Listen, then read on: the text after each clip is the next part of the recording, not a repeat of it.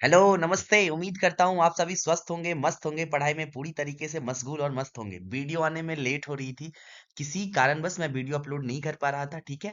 अब मैं कंटिन्यू आपके साथ जुड़ा रहूंगा आपके एग्जाम तक, ठीक है? जो 2026 के आपके पेपर में आएंगे, वो मैं 10 इंपॉर्टेंट साइंस का क्वेश्चंस लाया हूँ, ठीक है? जो आपके एग्जाम में हूबहू मिलेंगे आपको, ठीक है? तो आने की पूरी संभावना है, इसीलिए आप इस वीडियो को करके जरूर जाना। एक बार देख कर जाना। मैं छोटा छोटा स्लॉट करके छोटा छोटा मैं वीडियो बनाऊंगा, तो आप जल्दी देख पाओगे और रिवीजन भी आपकी अच्छी हो जाएगी, ठीक है? तो हम क्वेश्चंस की ओर बढ़ते हैं। मेरा पहला क्वेश्चन है कि प्रकाश का प्रावर्तन क्या है, इसके नियमों को लिखे, ठीक है? तो देखो, लिखा है जब प्रकाश की किरण किसी चिकनी या चमकीली सतह से टकराकर वापस उसी माध्यम में लौट जाती है तो इसे क्या कहते हैं? प्रकाश का प्रावर्तन कहते हैं, ठीक है? आपको एक ऐसा ही क्या करना है, दर्पण बनाना है, नीचे ऐसे करके पेंट कर देना है, ठीक है? ये जो होते हैं वो ये कि मैं क्या होते हैं मेरे आप आपतित किरण होते हैं, ये मेरा क्या होता है? परावर्तित किरण होते हैं, ये मेरा क्या होता है? अभिलंब होते हैं, ठीक है? और आपतित किरण और अभिलंब के बीच जो कोण बनते हैं उसे हम क्या कहते हैं? आपतन को, जिसे हम आई से दिखाते हैं। परावर्तित किरण और अभिलंब के बीच जो कोण बनता है उसे हम क्या कहते हैं? परावर्तन कोण कहते हैं, जिसे हम आर से दिखाते हैं, ठीक है? नियम क्या है? नियम कहता है आपतित किरण, परावर्तित किरण तथा आपतन बिंदु पर खींचा गया अभिलंब तीनों एक ही तल में होता है। पहला नियम ये होता है। दूसरा नियम ये होता है कि आपतन कोण परावर्तन कोण के बराबर होते हैं, ठीक है? कौन आई और कौन आर क्या होते हैं? आपस में बराबर होते हैं, ठीक है? उम्मीद करता हूं आप क्लियरली समझ पा रहे होंगे, ठीक? चलो अगली क्वेश्चन में चलते हैं। अगला क्वेश्चन है मेरा, ओम का नियम क्या है? आपको ये बताना है, ठीक है? और इसका गणितीय रूप लिखना है। क्वेश्चन मेरा ये था ओम का नियम क्या है और इसका गणितीय रूप लिखे, ठीक है? लिखा है नियत ताप पर किसी चालक से प्रवाहित होने वाली विद्युत धारा आई उसके सिरों के बीच उत्पन्न विभवांतर भी के क्या होते हैं? समानुपाती होते हैं, ठीक है? मैं यहाँ लिख के दिखाता हूँ। क्या होते हैं? भी जो होते हैं ना, भी जो होते हैं समानुपाती किसके होते हैं? आई के होते हैं, ठीक है? और ये समानुपाती जब हम हटाते हैं ना तो एक कांस्टेंट आर आता है, ठीक है? क्या आता है? कांस्टेंट आर आता है और आई आता है, ठीक है? इसी को हम ऐसे ही फॉर्मूले याद रखते हैं, भी बराबर आई इंटू आर। और आर क्या है यहाँ पर? प्रतिरोध है। आर क्या है मेरा यहाँ पर? प्रतिरोध है। तो गणितीय रूप जब आपसे कहेगा लिखने के लिए तो आप ऐसे करके लिख दोगे, ठीक है? भी बराबर आई आर, ठीक है? अगर हो पाए तो आप क्या करना, एक ऐसा ग्राफ बना देना, इधर ये आई लिख देना, मतलब विद्युत धारा, ऊपर इसमें क्या लिख देना? भी लिख देना, ऐसे करके सीधी एक लाइन डाल देना, ठीक है? आपको पूरे 2 नंबर मिल जाएंगे, ठीक है? चलो हम आगे बढ़ते हैं अगली क्वेश्चन की ओर। अगला क्वेश्चन है निकट दृष्टि दोष क्या है, इनके इसे कैसे दूर किया जाता है, ठीक है? तीसरा मेरा क्वेश्चन है निकट दृष्टि, आप तो हम यहाँ पे लिखे हैं निकट दृष्टि दोष, ठीक है? समस्या क्या होती है निकट दृष्टि दोष में, वो हम लिखे हैं। आप लिखोगे या निकट दृष्टि दोष किसे कहते हैं उसकी परिभाषा लिखोगे, वह दृष्टि दोष जिसमें व्यक्ति पास की वस्तु को स्पष्ट देख सकता है लेकिन दूर की वस्तु को नहीं देख सकता है, इसे हम क्या कहते हैं? निकट दृष्टि दोष कहते हैं, ठीक है? दोष जब होता है उसके लिए आपको एक ये वाली इमेज जो है, ये वाला आपको डायग्राम, ये वाला डायग्राम आपको बनाना पड़ेगा। और निवारण के लिए आपको ये वाला डायग्राम बनाना पड़ेगा, ठीक है? निवारण हम किससे करते हैं? अवतल लेंस से करते हैं, ठीक है? याद रखेंगे, अवतल लेंस से हम किसका निवारण करते हैं? निकट दृष्टि दोष का अवतल लेंस से निवारण करते हैं। और दूर दृष्टि दोष का ये उत्तल लेंस से हम क्या करते हैं? उसका निवारण करते हैं, ठीक है? आपको ये डायग्राम याद करने पड़ेंगे मेरे दोस्त, ठीक है? चलो, निवारण क्या है? इसके सुधार के लिए हम अवतल लेंस का उपयोग वाले चश्मे का क्या करते हैं? हम उपयोग करते हैं, ठीक है? उम्मीद करता हूँ हमारी बातों को आप समझ गए होंगे। अब हम अगली क्वेश्चन पे चलते हैं। अगला मेरा क्वेश्चन है कि लोहे की वस्तुओं को हम पेंट क्यों करते हैं, ठीक है? तो आप कैसे लिखोगे? देखो, चौथा क्वेश्चन है लोहे की वस्तुओं को क्यों पेंट करते हैं। देखो, लिखा है लोहे की वस्तु वायुमंडल की नमी और ऑक्सीजन के संपर्क में आकर क्या होती है? संक्षारित हो जाती है, मतलब जंग लग लग जाता है, उसपे संक्षारित होने लगती है। पेंट की परत लोहे को क्या करता है? नमी और वायु से क्या करता है? नमी और वायु के सीधे संपर्क में आने से क्या करता है? रोकता है, जिससे लोहा खराब होने से क्या होता है?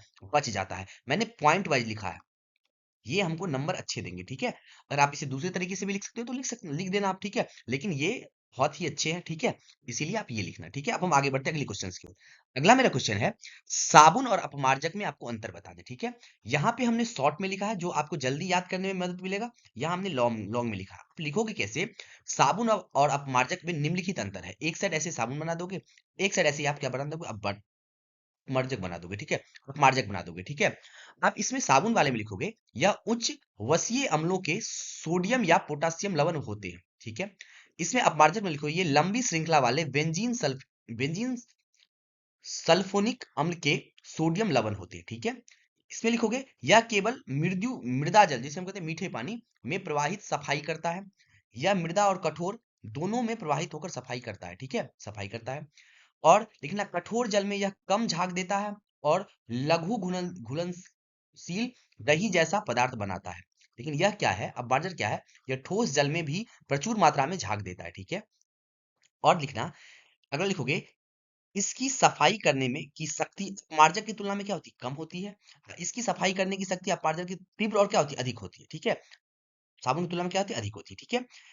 पर्यावरण प्रभाव में हम ये लिखेंगे, ये जैव निम्नीकरण होते हैं, यानी प्रदूषण कम फैलाते हैं। जैव निम्नीकरण मतलब होते हैं जो प्रदूषण क्या करते हैं, कम फैलाते हैं, ठीक है। और लिखा है कुछ अपमार्जक जैसे कुछ अपमार्जक जैव निम्नीकरण नहीं होते, जिससे जल प्रदूषण हो सकता है, ठीक है।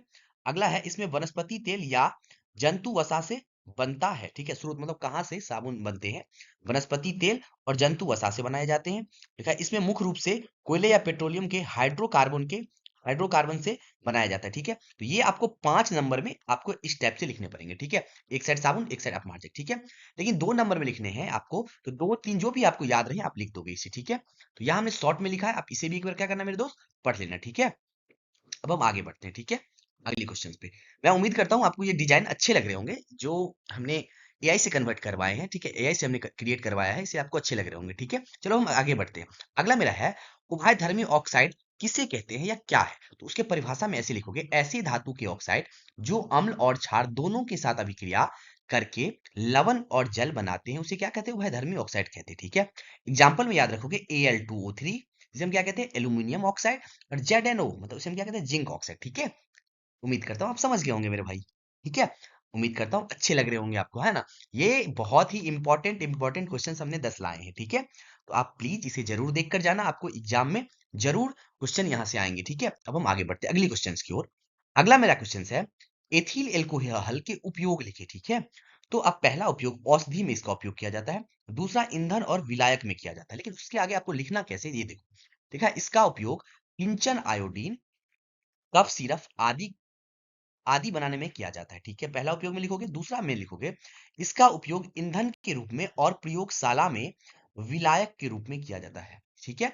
बहुत बहुत इंपॉर्टेंट क्वेश्चंस है, आने की पूरी संभावना है, इसीलिए आप इसे जरूर करके जाओगे, ठीक है। अब हम आगे बढ़ते हैं। अगला क्वेश्चन है मेरा, धमनी और सीरा में अंतर लिखे, ठीक है। तो शॉर्ट में आप इसे अपने हिसाब से याद करने के लिए आप इसे याद शॉर्ट में रख सकते हो, ताकि एग्जाम हॉल में लिख पाओ, ठीक है।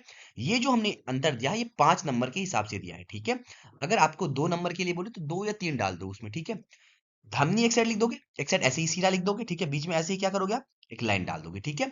इसमें लिखना है ये कार्य क्या है, धमनी क्या कार्य करती है। कार्य में हमने लिखा है, यह रक्त को हृदय से शरीर के अंगों में ले जाती है। लेकिन सिरा क्या करता है, यह रक्त को अंगों से वापस हृदय की ओर ले जाता है, ठीक है। लिखा है इसमें, धमनी क्या करता है, इसमें शुद्ध रक्त मतलब ऑक्सीजन युक्त प्रवाहित होता है, लेकिन इसमें शुद्ध रक्त मतलब कार्बन डाइऑक्साइड युक्त क्या होता है, रक्त इसमें प्रवाहित होता है, ठीक है। अपवाद में हमने लिखा है, अपवाद में हमने क्या लिखा, देखो, फुफ्फुस धमनी अशुद्ध रक्त धोती है, फुफ्फुस सीरा क्या कहती है, शुद्ध रक्त धोती है। ये अपवाद भी आप याद रखोगे, ठीक है। इसकी दीवार मोटी और लचीली होती है, इसकी दीवारें क्या होती है, पतली होती है। इसमें कपाट नहीं होते, और इसमें रक्त को एक ही इसमें कपाट नहीं होते। इसमें क्या लगे, इसमें रक्त को एक ही दिशा में रखने के लिए कपाट होते हैं, ठीक है। इसमें लिखो, इसमें रक्त उच्च दाब के साथ बहता है, इसमें रक्त कम दाब के साथ धीरे धीरे बहता है, ठीक है। यह शरीर की गहराई में स्थित होता है, यह त्वचा के ठीक नीचे स्थित होता है, ठीक है। तो ये मैं उम्मीद करता हूँ आप समझ गए होंगे। बहुत इंपॉर्टेंट मेरे क्वेश्चन है मेरे भाई, आप जरूर करके जाना, ठीक है। एग्जाम में आएगा फिर आप फंस जाओगे, इसीलिए मैं बार बार आपसे रिक्वेस्ट कर रहा हूँ कि आप इसे जरूर करके जाओ, ठीक है। आपके एग्जाम में जरूर मिलेंगे। लेकिन जब आपको शॉर्ट में, अगर ये आपको याद करने के लिए हमने शॉर्ट में कन्वर्ट किया है, हृदय से शरीर में धमनी जाता है, रक्त लेके धमनी क्या करता है, हृदय से शरीर में लेके जाता है, ठीक है, शरीर के विभिन्न अंगों में लेके जाता है। लेकिन शरीर के विभिन्न अंगों से हृदय में कौन लेके जाता है, सीधा जाता है। देखो, इसे हमने यहाँ पे लॉन्ग में लिखा है, इसमें हमने लॉन्ग में लिखा है, इसमें हमने शॉर्ट में लिखा है, ठीक है। यह शुद्ध रक्त लेके जाता है या अशुद्ध रक्त लेके चलता है। अपवाद में फुफ्फुस धमनी, इसमें अपवाद में क्या लिखा है, फुफ्फुस सीरा लिखा है। इसकी दीवारें मोटी और लचीली होती है, इसकी दीवारें पतली होती है, ठीक है। कपाट नहीं होते, कपाट होते हैं, है ना। उच्च रक्त उच्च दाब में होता है, बहता है, और इसमें रक्त कम दाब के साथ बहता है, ठीक है। तो हम सब कुछ क्लियरली आपको समझा चुके, ठीक है। तो हम अगली क्वेश्चन में बढ़ते हैं। मेरा 9वां क्वेश्चन है, उत्सर्जन किसे कहते हैं, मानव में प्रमुख उत्सर्जी अंगों के नाम लिखे, ठीक है। तो यहाँ देखो हमने क्या लिखा, उत्सर्जन में लिखा है हमने, शरीर में उपापचय क्रियाओं के परिणाम स्वरूप बने हानिकारक अपशिष्ट पदार्थों को शरीर से बाहर निकालने की प्रक्रिया को क्या कहते हैं, उत्सर्जन कहते हैं, ठीक है। आपके शरीर में जो अपशिष्ट पदार्थ बनते हैं उसे आप शरीर से बाहर निकालते हो, इस घटना को ही हम क्या कहते हैं मेरे दोस्त, उत्सर्जन कहते हैं, ठीक है। प्रमुख उत्सर्जन अंग में आप लिखोगे, वृक्क, फेफड़े, त्वचा और यकृत, ठीक है। लेकिन वृक्क जो है ये प्रमुख है, ठीक है। आपको एग्जाम में कभी कभी कहते हैं कि आप वृक्क का चित्र बनाएं, ठीक है। वृक्क का तो आप ऐसे ही करके आप क्या करोगे, या मूत्रवाहिनी का आपसे बोल दे, तो ये मूत्र थैली है, ये आपका वृक्क है जिसे हम किडनी कहते हैं, ठीक है। तो आप ऐसे क्या करोगे मेरे दोस्त, बना लोगे, ठीक है। ऐसे करके आप इजिली देख लो, बी एक क्या होता है, सीम की बीच जो होती है ना, इसी की शेप की है कि नहीं है। तो आप ऐसे ही क्या करोगे मेरे भाई, मैं यहाँ पे डार्क कर देता हूँ थोड़ा सा, ताकि आपको थोड़ी सी आसानी हो जाए। और ऐसे करके दो पाइप क्या करोगे मेरे भाई, ऐसे करके निकाल दोगे, और नीचे में एक ऐसे करके आप क्या बना दोगे मेरे भाई, थैलानुमा संरचना बना दोगे, ठीक है। आपको नंबर पूरे मिल जाएंगे, ठीक है। और मैं आज की क्लास की आखिरी क्वेश्चन पे चलता हूँ। मेरा 10वां क्वेश्चन है कि प्रागन क्या है, या आपसे क्वेश्चन पूछेगा प्रागन किसे कहते हैं, तो आप लिखोगे प्राग कणों का प्राग कोश से निकलकर पुष्प के वर्तिकाग्र तक पहुंचने की क्रिया को क्या कहते हैं, प्रागन कहते हैं, ठीक है। आपको कभी कभी पुष्प के से बोला जाता है इमेज बनाने के लिए, तो आप इसी तरीका से मेरे भाई क्या करोगे, इमेज पुष्प का क्या करोगे मेरे भाई, पुष्प का आप इसी तरीका से इमेज बना दोगे, ठीक है। कोई दिक्कत, इसी तरीका से आप क्या करोगे मेरे भाई, आप इसी तरीका से पुष्प का इमेज बना दोगे, ठीक है। यहाँ पे अंडाशय होता है, ठीक है। और ये जो मेन बीज से निकलता है फूल का, उसे ही तो क्या कहते हैं, उसे हम क्या कहते हैं मेरे भाई, उसे हम क्या कहते हैं, वर्तिकाग्र कहते हैं, ठीक है। और ये छोटा छोटा जो देखते होंगे अड़हुल का, अगर फूल आपने देखा होगा, तो छोटी छोटी ऐसी ऐसी निकली रहती है, ठीक है ना, डालीनुमा संरचना, ठीक है। उसके ऊपर जो होता है ना, एक ऐसा सा क्या रहता है, एक बीज सा रहता है, जिसे हम क्या कहते हैं, प्रागकोश कहते हैं, ठीक है। इसी प्रागकोश का यहाँ तक जाने की क्रिया को क्या कहते हैं, हम प्रागन कहते हैं, ठीक है। प्रागन दो तरीके से हो सकते हैं, एक क्या होता है स्वपरागन, और एक होता है मेरे दोस्त परपरागन, ठीक है, परपरागन। आपके यही क्वेश्चन पूछा जा गया था कि स्वपरागन किसे कहते हैं, सॉरी परागन किसे कहते हैं, और यह कितने प्रकार के होते हैं। तो परागन हमने बता दिया, परागन के हमने प्रकार बता दिया, ठीक है। उम्मीद करता हूं आप यहां तक अच्छे से समझ गए होंगे, ठीक है। ये आज की क्लास की क्या थी, हमारी आखिरी क्वेश्चन थी, ठीक है। तो बहुत बहुत शुक्रिया, बहुत बहुत धन्यवाद।